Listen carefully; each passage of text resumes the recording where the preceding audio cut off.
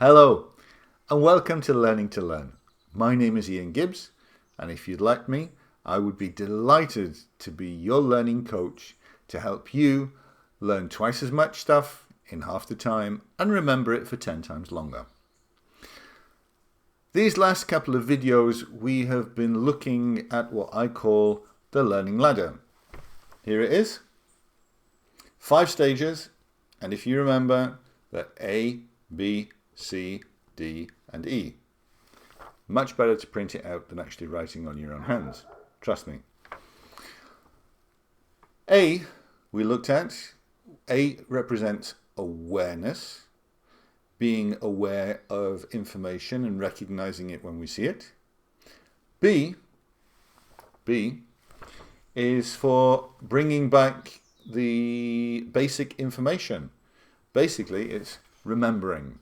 There are lots of tricks and tips that we can do to remember. But to be honest, there's not much point in remembering facts and figures and data unless we understand it properly.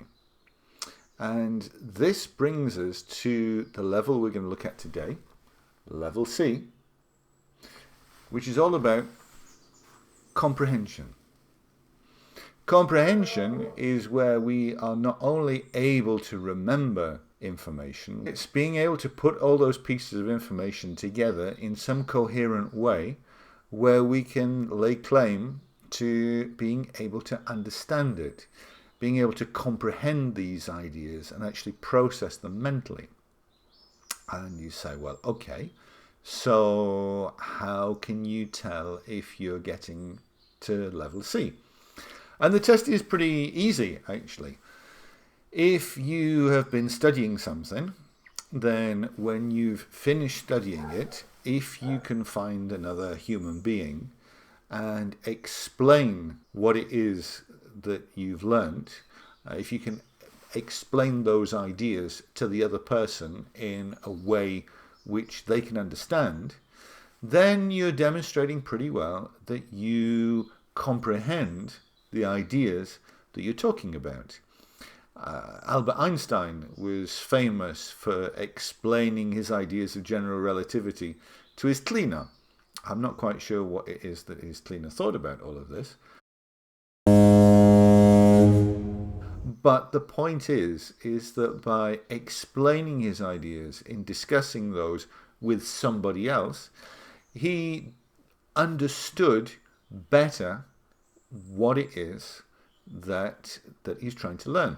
And this is a technique which I thoroughly recommend, and it's something that I definitely didn't do when I was a student.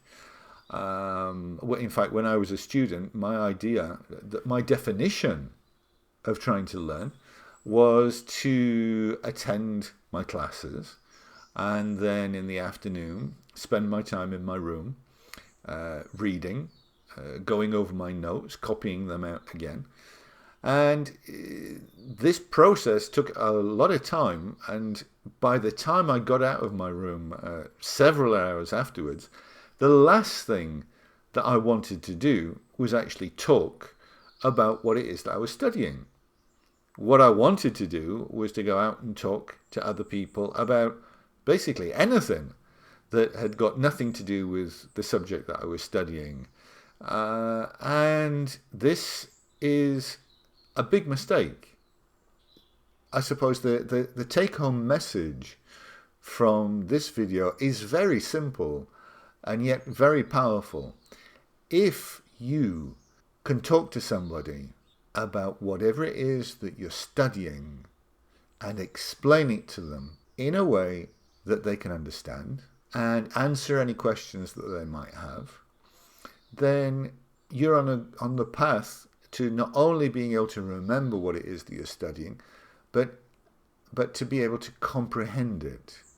And once you've got to the stage of comprehension, then you know that you really are starting to learn stuff better.